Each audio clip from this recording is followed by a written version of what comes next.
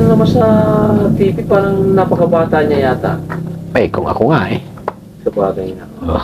Kung ako nga eh, meron dyan 54 kaming kasamaan, si Kasinin. Eh, kung kumilos, sa kulay niya eh, matanda pa sa akin. Pero ako ang pinakamatanda dito sa lahat ng kapgo. Pinakamataas dito, 59. Dito sa... Ako eh, sa mga kapgo, ako po eh, 61 na. Pero, kung hindi nga lang ako na-stroke, baka kaya ko pa sa bundok. Ako na mild lang ako na-stroke ako, kaya ito ang katawan ko ganito. Pero tumaba naman ako. Noong ako'y nasa MPA, payat ho ako. Nakailang taong kayo sa MPA? 1978 po ako na mag-umpisa. Hanggang 1998. Mga 20 years. 20 years? Eh, siguro po. 78, Oh, 88, 98. 98, 98 po 20 ako. years? 78, 88, 20 years. 98 kayo malis. Oo, 98. 98 ako bumaba. Sa 20 years, may katanong ko yan. Sa 20 years na yan, hindi sa Kalusan ka, no? Oo. Ano epekto sa inyo, sa mga MPA, kung palaging operasyon ng mga military? Ang epekto sa akin, lagi ng nervyos. Bakit to? Takot. Dahil mamamatay na naman ako. Iyon ang aking katuwiran noon. Pero kailangan ibilis lang ang paa. Malaking epekto sa Kalusan yun, mga ginagawa ng sundalo. Oo, pagka laging operasyon, epekto talaga dahil hindi sila makaposisyon ng maayos. Sa pagkain lamang eh.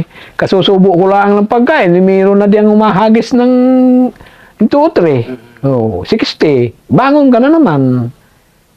Isusupot mo yung pagkain. Lagay mo na naman sa bulsa. Takbo ka na naman. Lalaban ka sandali. Takbo. Laban. Takbo. Oh. Pero pagka talagang wala ka ng tatakbuhan, pako ka na. Steady ka na. Bahala na. Patay kung patay na. Eh ako naman kasi, sa akin, ako hindi mahilig sa labanan dahil sabi ko sa mga kasama ko, hindi naman laban ang gusto ko eh.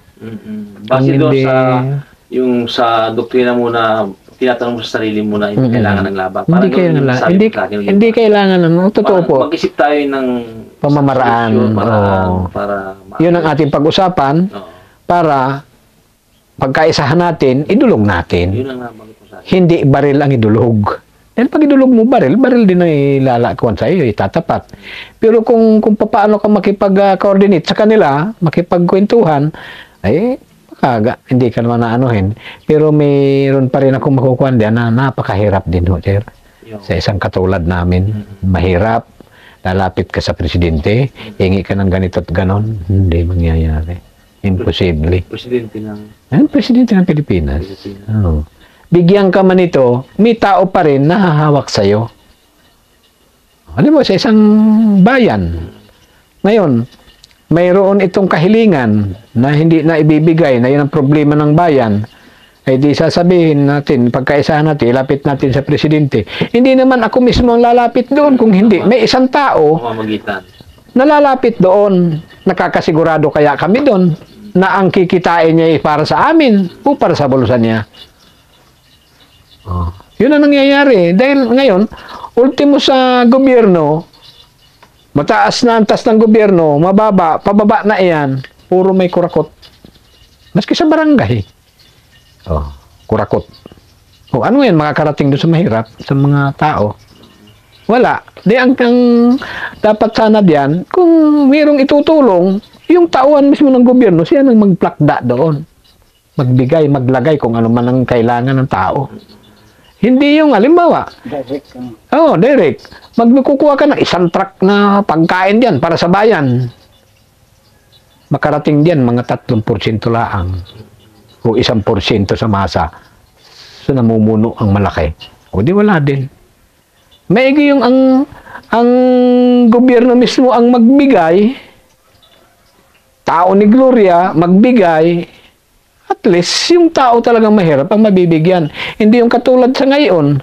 Bibigyan ng mga budget ang gobyerno ng lokal. Pagkatapos hindi naman ibinibigay doon sa sinasabing naghihirap.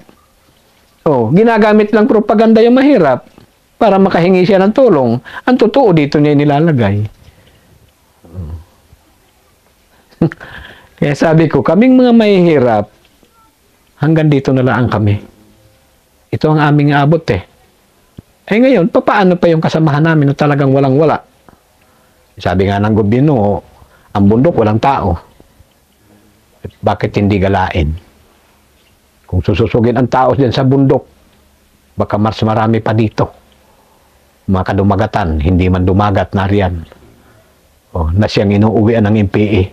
Eh kung yan ba binibigyan mo ng lugar dito, ang tao sa bundok, bigyan mo ng kabuhayan dito, anong gagawin yan sa bundok?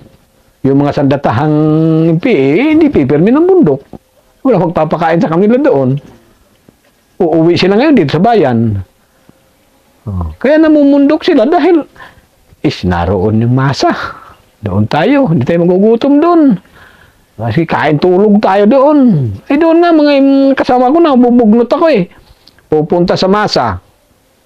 Imbis may trabaho, tumulong sa trabaho. Ballpen kunwari ang hawak. Sabi ko, para ka nag-opisina. Ay kung ginukuha mo yung halo, magbayo ka. Sabihin sa akin, ba hindi, may ginagawa ako. Ay hindi naman opisina ito eh. Eh ba't sulat ka ng sulat? Ay may gawain, magbayo ka, magwalis ka, magsibak ka, huwag gulayin. Tumulong ka maglaba. Ako sa totoo lang, ako lang ang talagang naranasan kong magbayo ng isang kaban sa maghapon. Nung nasa Kilusan pa ako. Yung mga kasama ko sarap buhay. Kaya sabi ko, putang inang mga MPE ito. Oh. Nagpunta rito para magpasarap ng buhay. Akala ko baga puspusang pakikibaka, simpleng pamumuhay. Hindi pala ito eh. Puspusang pamumuhay, simpleng pakikibaka. At nawala na nga yung baka, nawala na yung baboy, wala na lahat. Tapos sabi magtatasa, wala na nga yung kape, tasa na tira. Yan ang aking biro doon sa kanila. Kaya kung sakali man, kung mayroon man makakuan dito sa sinasabi ko, kilala ko na itong matandang ito. Dahil ito ang sabi ko nga, baguhin natin ang estratehiya nating mga pangungusap. Yung sinasabi mong simpleng pamumuhay, puspusang pakikibaka, mali. Simpleng pamumuhay. Simpleng pakikibaka na lang ika ko ngayon. Hindi. Oo. Dahil nung araw, ang salita kasi, simpleng pamumuhay, puspusang pakikibaka. Eh, baliktad eh. Pagka sa realidad ng pagkilos, simple, pakikibaka, puspusang kain. Na galing sa masa talaga. Gagaling sa masa. Pati yung rancho na dinaanan mo ng minsan, puno ng baka. Pagdating ng ilang taon, wala na. Akala ko, bawal sa inyo yung mga ganun. Sa salita nga lang, sir. Salita lang yun. Pag sinabi ng organisasyon, kailangan namin yan, dapat kayo magbigay dahil kami sa iyo. Kami ang ukbo nyo, kami ang sundalo nyo. Kaya kailangan magbigay kayo. Dahil narito kami alang-alang sa iyo. Ang sabi ko, kaibigan kasama, hindi. Dahil nang mag-MPE ako, hindi naman alam niya eh. Hindi naman sinabi niya mag-MPE ako eh. Wala naman nagtulak sa akin na mag-MPE. Kung hindi ako sarili ko ang nagtulak sa akin. So, mo ngayon, yung katulad ng tanong ko sa iyo kanina na yung parang kumbaga, mas disiplinado yung mga unang MPE kaysa ngayon. So yung sinasabi mo yung statement mo, parang ina-apply nila ngayon o yung Maski noon pa po, ina-apply na yan. Pero kaso nga lang grabe ngayon. Grabe ngayon. Grabe ngayon. Na noon nangyari na yung pag hindi ka nagbigay sa akin ng revolutionary tax, sunugin ko yung equipment mo. O di kaya, sunugin namin ang pabrika mo. O di kaya, patayin ka namin. Ganon. Saan ka mamimili dun? Gusto mo mabuhay. Pwede magbibigay na lang ako para tumagal ang buhay ko. Maski isa kang kriminal, maski nag-aalaga ka ng kriminalidad o lahat ng masamang gawain, kung nasa sa akin, pag ako nagbibigay ng pera sa organisasyon, hindi mo ako pwedeng patayin. Dahil malaking kalabaw ako sa iyo. Pero once hindi ka nagbigay? Once hindi ako nagbigay, wala na. Pero hindi mangyayari. Dahil habang ako ay hawak ng MPA, magpo-produce naman ako ng mga tao ko nasanay ding gumilit. Na pag kami dinali ng MPA, mga tao ko ang haharap sa'yo. Lalayas ako. O di mga tao ko ngayon ang patay ng MPA. Kaya yung sinasabi na ang MPA, kasama ng mga nagkukontrabando, maaari. Dahil ang MPA, may sa tuyo, may sa dagat. Yung piratang sinasabi, mayroon sa dagat. Ay, katulad din sa sundalo na may dagat, may kuwan. Ang MPA naman, may mga ano yun, yung nangaagaw ng mga kuwan dyan sa dagat. Pirata. Mga pirata. MPA yan. Sasabihin ng MPA, hindi. Habulin namin yung pirata ngayon. Papatayin namin yan. Nung pong nasa Kilusan kayo, hindi po kayo naging membro ng yung sinasabi ng agaw, armas, o Makasama po ako. tawag ito yung bawas. Bawas ano ata? Bawas. Sa eleksyon? Hindi yung sa agaw, armas. Ay, nakasama po ako sa Agaw Armas. Edition squad. Oo, liquidation Meron squad. po kayong may share sa aming istorya kung participate po kayo, meron po kayo naging Ang karanasan ko lamang naman po dito sa Nakar, yung sa pulis, mang-agaw ng baril, o hindi man pulis, o sundalo man ito, basta naaagawan namin ng baril yan. Wala man kaming baril. Anong taon po nung panahon niya na parang kumbaga naging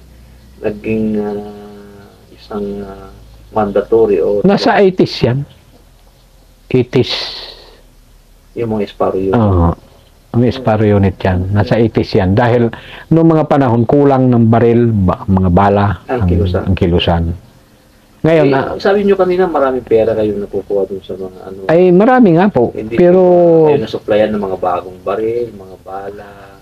wala po. Ang napasulpot lang namin, nung ako nakaka-area sa Tanay, yun diyan sa Camp Kapimpin, may nagbigay sa aming sundalo ng 2 Armalite saka 300 na bala.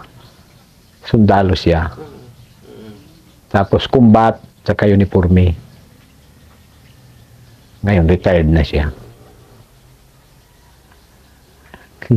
Hirap naman sabihin ko sa inyo. Ano lang po. Hirap Pero na.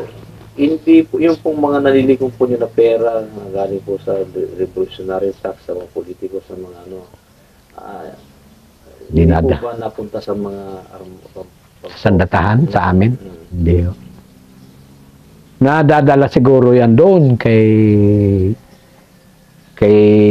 Juma. Baka kay Juma yan. Akala ko sir nahuli na si Juma. Bakit? Nag-excel yung sa ano sa neutral country. Pero pinapa-extradite po ng pamahalaan natin. At saka meron pa po akong i-share o sasabihin na bakit kami mga kapko hindi man lang pagbigyan ng pagkakataon. Na totoo na mahirama, hindi pwede pumatay. Ay kung kinakailangan, bakit hindi? Kung akala mo talagang iyon ay MPA, eh di patayin mo nang hindi na walang nakakaalam. Kapag ka binawasan mo ng binawasan yung organisasyon ng legal na nilalapitan ng MPA, ang MPA hindi na dyan pupunta. Papatay ka ng tauhan ng MPA nang walang nakakaalam. Sparrow kontra Sparrow.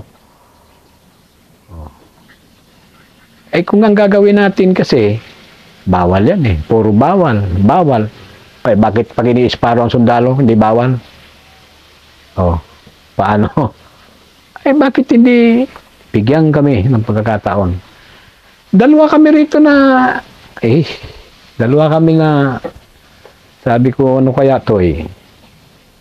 Kung bigyan tayo ng karapatan, yung mga bata ng NPA, atin ding kunin.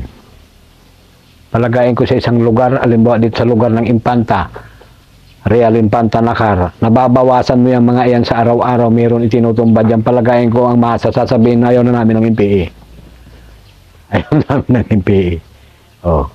Dahil yung kasama ko, kahapon kausap ko laang. Ngayon, patay na. Ini-Sparrow. Hindi, yung halimbawa. Oh.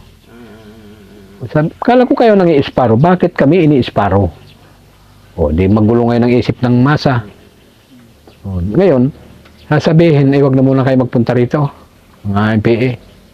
Lumayo-layo na kayo. Dahil marami na piperwisyo sa amin. Kami ang tao ninyo, pero kami ang dinadali ninyo. Isparo nga sa Isparo, MPA sa MPA. Yun ang gagawin. Sinabi ko na kay Commander yan. Sabi ni Commander, ay, hindi pwede. Ay, hindi nga pwede. Kung ipakikita mo. Oh. Baka lalong dumami o di mas maganda lang kamo i-apply natin yung SOT, di ba? Pero yung SOT, epektibo po yun. Epektibo pa po yun. Dahil tingnan mo po ninyo na mag-umpisa ang SOT sa 16IB. Marami nagka-interest ng mga kapgo lang si pagkapgo. Merong mga nag-MPA na kumbaga man hindi siya nagbalik loob, nagkapgo siya. Ngayon, nabisto siya, kilala siya. Actually, sa MPA, ay kapgo na siya. Oh. Yun na lang ang gawin doon. Ay, maski nga babae, nagiging kapga. Oh, marami na. Oh, ay kung yun na lang ang ginagawa, tapos pagka marami ng kapga, di tumayo naman ng bagay na, alimbawa, wala siyang duty. O, di, para magkatrabaho naman siya. Na hindi maragdagan yung kinikita niya, na hindi maghirap yung pamilya niya. Dito po kasi, sa totoo lang, katulad ng aking kasamang ayan, wala 2.7 lang ang kinikita niya. Habang siya naka-duty dito, uutang siya ng uutang, pagkain doon sa pamilya, pagkain niya dito. Pagdating ng sweldo, wala na. Hindi nakakasuporta yung Hindi. Kulang at kulang. Ay kung tutuusin naman, minsan ang kapgo, nasasama rin sa operasyon. Oh. May isa po kong matanong, nung po nasa Kilusan kayo, wala po kayo naging ugnayan sa mga babae na nakasama po nyo sa Kilusan? Ay, akin po wala. Na nagkaroon kayo ng relasyon? Wala po. Kasi po kalimitan po sa mga na-interview ko na kalimitan is ang mga pangasawa nila is kasama sa Kilusan. Meron po, meron. Natural po na nangyari. Natural na po Pero yan. sa inyo po, hindi po nangyari. Hindi pa po. Dahil takot na po ako mag-asawa eh. Sabi nga sa akin ng mga kasama ko, mag-asawa ka pa. Mga kasama. Sabi ko, ayaw ko na. Ayaw ko na magpamilya. Dala na ako. Oh, ngayon, kung patikim-tik eh. Aray naman. Hindi yung binawal yan. Meron nga dito po sa akin si umuwi, 2 babae. Tauhan naman ng isang commander sa paagahan. Pinatulog ko sa amin. Niligawan ko. Akala ko matino. Pero may konti. Aba, ang ginawa sa akin. Pengi ng t-shirt. 2 t-shirt. Pengi ng shirt. Pengi pati yung aking sabon na pangkula. Hiningi pa rin. Yung downy ko, hiningi pa rin. Hiningi pa ng 200. Ala ka ng, kumbaga, plano magkaroon ng... Nadadala ako eh. Dala ako sa mga ganyan. Ang gusto ko, tama na, ligaya na ako sa ganito. Lalong maging ligaya kung meron nga. Pero mahirap maghanap at baka makatagpo ka pa ng isang konsumisyon, ayaw ko na. Tama na to sa apo ko na laang. Pumikit man ang mata ko, di ang apo ko, ito kuwampa ito ni Lolo. O, maski si Lolo ganun, ito, mayroong alaalang na iwan sa akin. Yun na lang. So, kuya, parang panghuling ano yung parang kung meron mo kayong gustong ipaabot sa mga kasamaan nyo dati sa Kilusan, ano po yung parang kumbaga mensahe? Ang masasabi ko lamang po, sir, sana naman, sumurinder na sila, at wala naman silang mahihita diyan kung ano man ang propagandang sinasabi ng mga kasama, hindi totoo yun. Kung sanay sila sa practical na buhay, prinsipyo na wala naman, mamamatay sila diyan, magbalik loob na sila. At mayroong mga nag-aantay na para sa kanila, programa ng gobyerno, para sa pagbabago nila. Yan lang. At tulad ko, ito, matanda na ako, magre-retired na, at least meron ako makukuhang pera. May is pa ako. Ayos ang buhay ko, di kakain tulog na lang ako. Ay diyan, sa kabila, matulog ka, gigisingin ka ng putok, ubala. Wala rin ang pangarap mo. Mauubos ang mga kasama diyan nang wala mang natutupad na pangarap. masasabing ginhawa. Yung sinasabi natin, yung sinasabi niyong revolusyon, sa tingin po ba niyo meron siyang magandang kahinatnan sa pagsapit ng... Ang salitang revolusyon kasi, sir, sa pagkakaalam ko, isang makina yan eh. Na kondisyon. Na para ilaban mo sa tournament, ikukuhan mo yan. Lagi mong ikukondisyon. Ay, pero kung sa tao naman, revolusyon. Kasi parang kumbaga lahat na interview ko, narinig ko yung word na revolusyon eh. So ano po yung pakakaintindi nyo sa kilusan? Bakit nila parang ginagamit ang revolusyon? Ginagamit nila kasi ang revolusyon, rebelde. Nagre-rebelde ang tao. Nang sila naman ang nagbibigay kasi ng ikare-rebelde nito eh. Na hindi naman dapat mag-rebelde ang tao. Kaso nga lang, ang ginagawa nila, pupuntahan yung isang tao na nangungonsumisyon na, imbis na tulungan, kundi susulsulan pa, gagatungan pa, di lalong nagre-rebelde yun. Hanggang sa lumaban na sa gobyerno yun, pumanig na sa kanila. Na kung tutuusin, hindi dapat, ang revolusyon, hindi dapat magamit ng baril. Kung hindi ang revolusyon, paghahangad ng pagbabago. Na, maski hindi mo man makuha ito, di sa sarili mo, baguhin mo yung sarili mo, magsikap ka. Hindi sa pangkalahatan. Hindi sa pangkalahatan, maski sa sariling tao lang. Sa katulad ko, ito ako. Kung minsan, nasasagi pa rin sa akin yung init ng ulo, dahil siguro, dala na siguro ng pagtanda, di, kaya namang baguhin ang sistema ng isang tao. Isang tao magbago. Makita sa'yo nung isa, magbago rin siya, kaso lang siya hindi yata. Binabawi ko uli. Dahil yung inggit, ang inggit ng isang tao kasi pag umiral sa tao, walang maidudulot. Na ang inggit dapat gamitin ng tao. Na pag nainggit ka, di dapat kung ano yung nakita mo sa tao, di tularan mo. Kaya higitan mo pa. Higitan mo pa. Huwag yung inggit, pairalin mo, patayin mo yung tao para maperwisyo mo. Ay, di ganun. Higit na paperwisyuhin. Higit na paperwisyuhin. At sa mga MPA naman, huwag naman nilang masyadong itagal. Kung sila'y lalaban, lumaban hanggang gusto nila, huwag yung pataguan. Para matapos na. Para matapos na eh. Gusto rin lang nila ng laban eh. Ako nga dito sa totoo lang, sabi ko nga dapat tuwing hapon. Maglantara na. Tuwing hapon, lumitaw na sila. Kasi parang pagod na rin tao, di ba?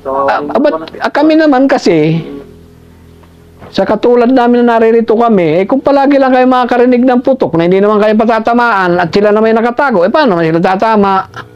Di lumantad na sila, lantara na. Saka parang, ano ba nakikita nyo? Parang, anong sektor pa ang naapektuhan sa mga ganitong activities natin? Tayo rin. Pilipino pa rin. Civilian pa rin. So, dapat matapos na? Matapos na. Kaya kung gusto nilang labanan, Kumusta na? Lumitaw na. Tama na. Tagal na. Para, hindi naman kayo pupunta sa gubat. Layo ng bundok. Katulad kung hindi na ako makalakad. Hintayin mo na sila dito? Hintayin ko na lang sila dito para dito na kayo maglabanan. Tatakbo pa ako sa bundok pagod na ako. Sabi ko nga, nung araw, lumaban ako sa gobyerno, wala namang patutunguhan, bumalik ako. Ito ako ngayon. Nakasuot na ako ng uniforme. Nakahawak na ako ng baril muli. At tagahantay kung sino ang may nalalapit, nakalaban. Kung puro lang pakabahan, ninirvyusin lalo ako. At higit sa lahat, kumbaga yung pagkakataon may naibigay ding biyaya sa pagbabago ng buhay niyo po. Totoo po. Dahil kung wala ito yung hinihingi ko po sa gobyerno na hindi ko kailangan ng pera. Na sumurindir ako, ang sabi sa akin, bigyan daw ako ng pera, puhunan. Kasi may balik po ba kayo sinurinder? Wala po. Nilinis ko lang ang pangalan ko. Parang meron po yata mga tayong programa doon na nakakay may mga amnesty, livelihood project po, hindi po kayo nakapit. Wala po. Ang naibigay lang sa akin, 1,700 lang. Yan lang. Pero yung lupa na hiningi ko kay Irap yata yun, wala. Baka naman po din nakarating yung komunikasyon niyo sa kanya. Nasa Kamkapimpin ako no, Sampaloc ako. Ng in-address ko, wala man. So ano po yung mensahe mo sa mga huling mensahe? Baka sakali may pagkakataon na maganda yung may hiwalay doon sa pang-classroom instruction na maisingit natin doon sa isang saan po? Sa NPA po o sa NPA o sa ating... Yung paghikayat sa mga... Hindi. Ang sa akin lang, alisin na nila ang galit sa dibdib. Dahil ang galit sa dibdib, walang maitutulong sa atin yan o sa kanino man tao. Kundi magbalik na kayo. Ngayon, kung ano man ang problema ninyo, di mag-sacrifice kayo. Tumawag kayo sa Diyos, yun na lang.